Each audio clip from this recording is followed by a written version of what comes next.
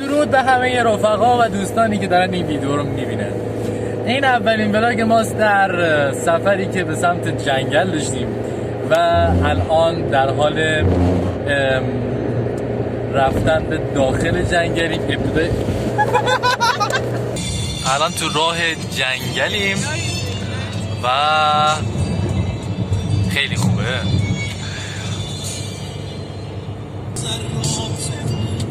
راننده عزیزمون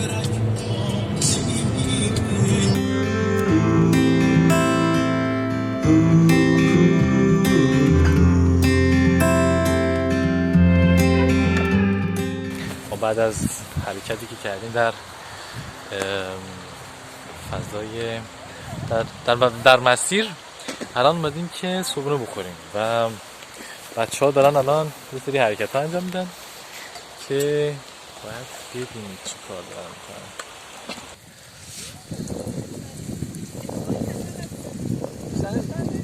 نه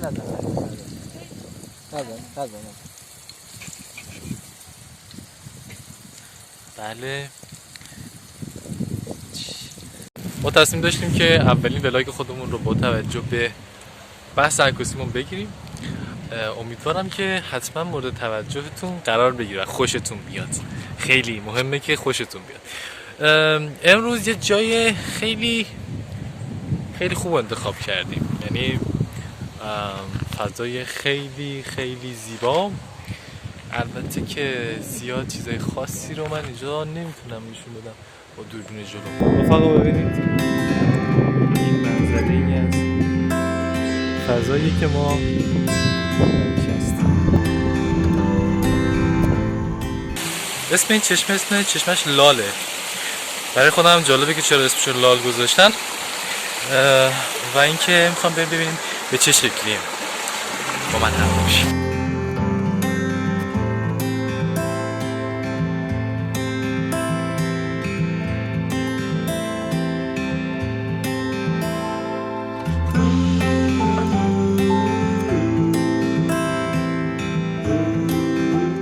متاسفانه به خاطر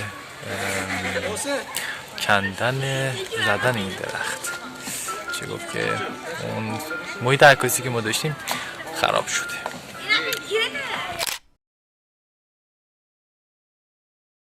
خوب پیدا کردم برای عکاسی. میخوام برم ببینم که حالا میشه ازش عکس خوب در آورد یا نه. برای عکس منظره خوب بریم که ببینیم چی میشه.